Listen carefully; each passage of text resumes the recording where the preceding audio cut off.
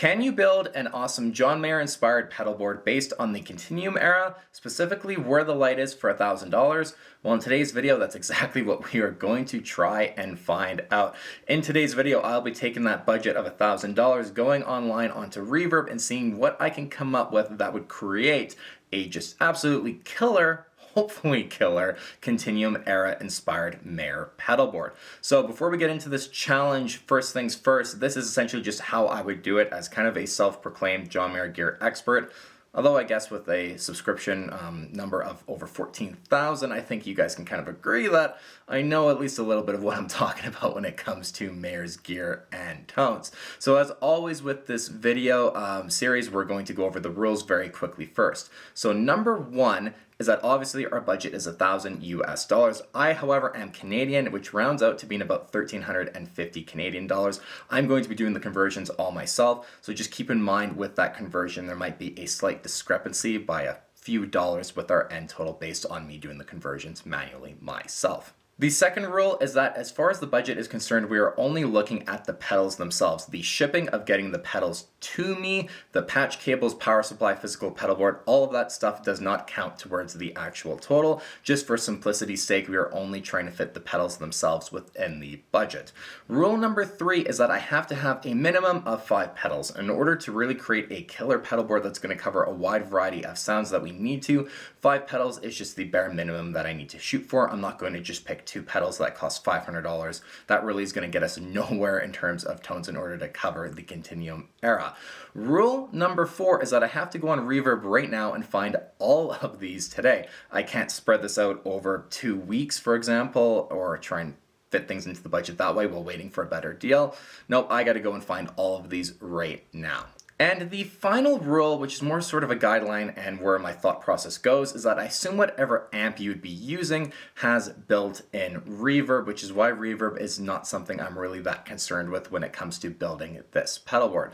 So with all of the rules covered, let's actually go on Reverb right now and see what we can find and hopefully come up with what would be a really cool pedal board if you actually had to go and do this today.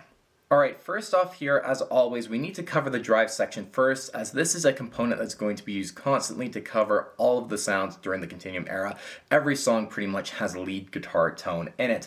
And the first pedal we have to try and cover is going to be the Tube Screamer. Now, during this era, John did use the Ibanez TS10. Of course, we're not going to find one of those in our budget. I mean, I wish. But we are going to look for a Tube Screamer style pedal that'll fit nicely.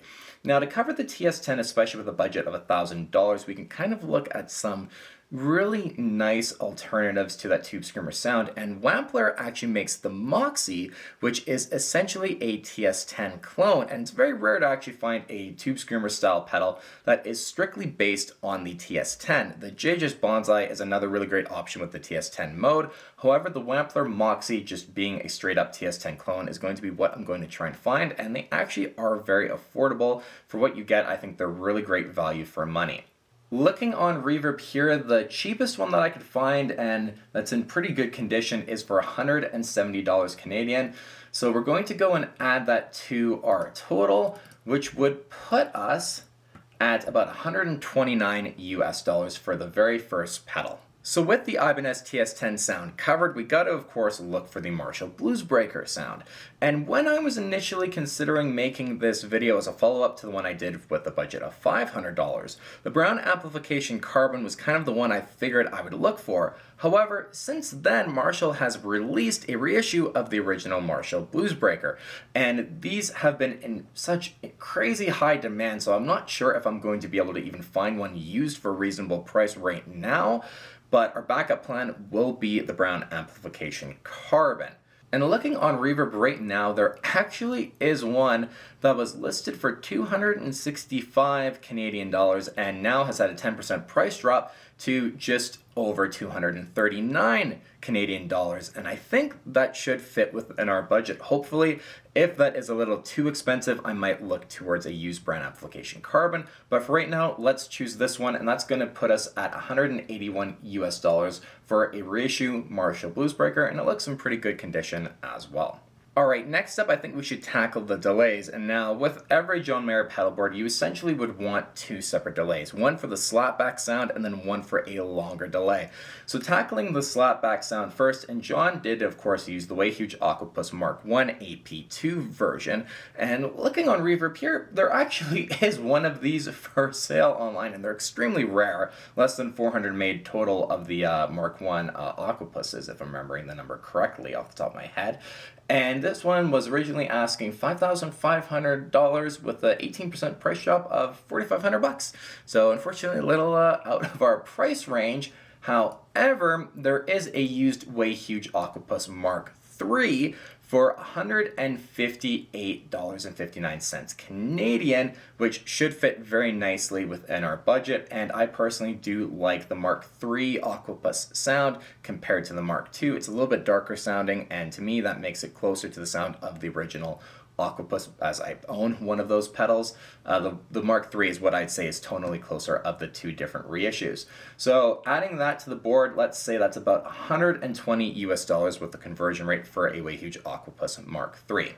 Okay, with the slapback delay covered, we got to cover that longer delay. And if you've listened to Where the Light Is, specifically the Belief intro, that long delay was the Pete Cornish TES, which is just unobtainium. That is just the truly most unobtainium John Mayer pedal ever.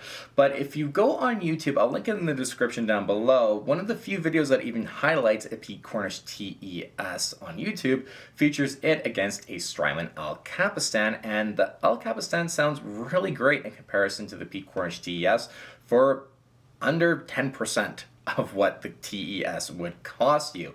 And looking online here, we have a Strymon El Capistan, the version 1, for 303 Canadian about, and I think that's going to be a really good choice. It's going to be probably the most expensive pedal we are throwing on this hypothetical pedal board.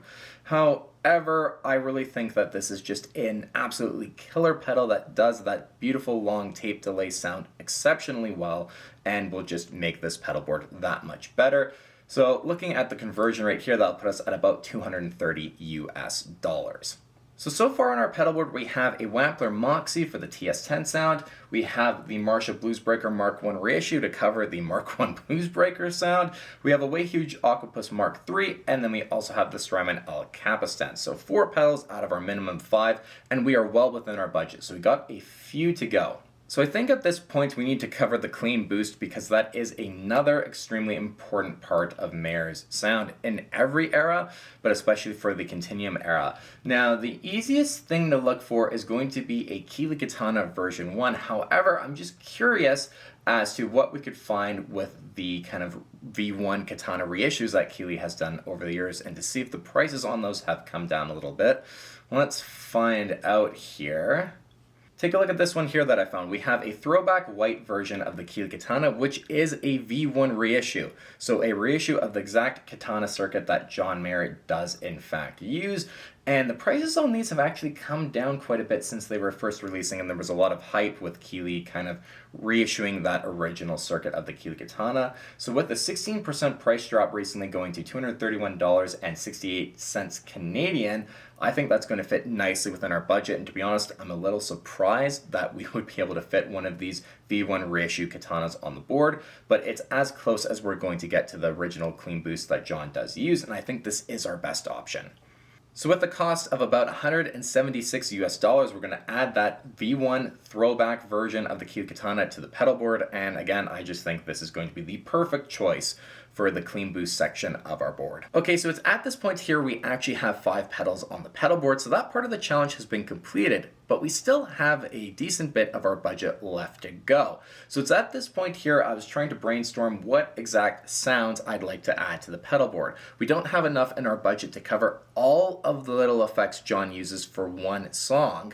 However, I thought it'd be important to include harmonic tremolo for Gravity. Now, JHS has recently released the Harmonic Trem 3 series pedal, and I found one for about 71 US dollars, and at that price point I could not say no to adding harmonic tremolo in order to cover Gravity, which I think is probably one of the most important songs to have kind of fully covered with our pedal board. So with adding the 3 Series harmonic tremolo, we have 907 US dollars out of our $1,000 budget. So we have 93 bucks left.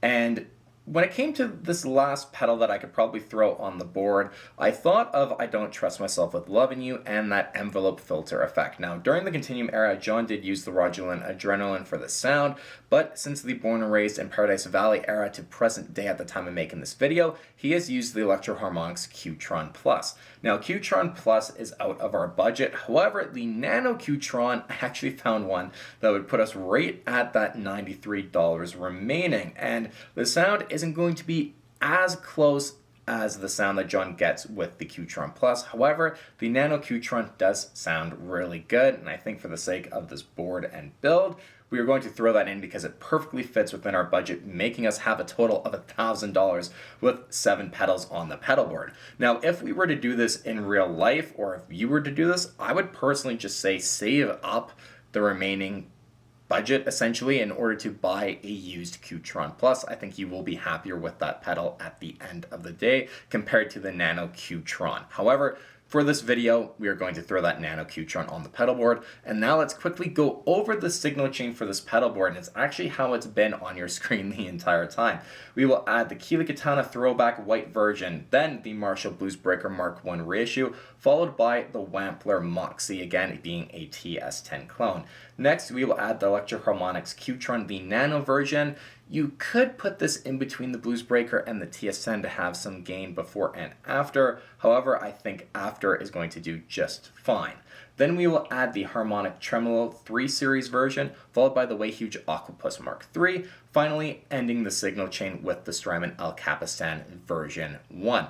And there you guys go. That is the Continuum pedal board for $1,000 that I came up with, and I think that that is probably the best Continuum era pedal board that you could do for this price point. I'd love to hear if you guys did this exact same challenge and what you'd come up with down below. If there's anything you'd change out, let me know in the comments down below, because that's always fun to see you guys kind of try and do this exact same challenge. Again, this is me just showing you guys what I would do if I had to go out and do this with this budget today. This is not necessarily how I'd go about buying and building a pedal board. I'm more of an advocate of taking your time and buying really great pedals. However, all the pedals on this board are really good, besides, again, that Nano Qtron being just a little bit less close sounding compared to the Electro Harmonix Qtron Plus, which is what, again, I would just save up for and buy if I was actually doing this for real or recommending it to you guys to do for real. But these challenges are always just super fun to do. If there's another era you'd like to see me do, let me know in the comments down below as well, and I can make that happen, because this was actually a lot of fun to kind of film and make this challenge video. So until the next time, you guys, thank you so very much for watching today's video. Again, let me know all your thoughts in the comments down below. And take care until the next time I post a video, I guess. See you guys. Anyway, go ahead and click the subscribe button if you like what you see.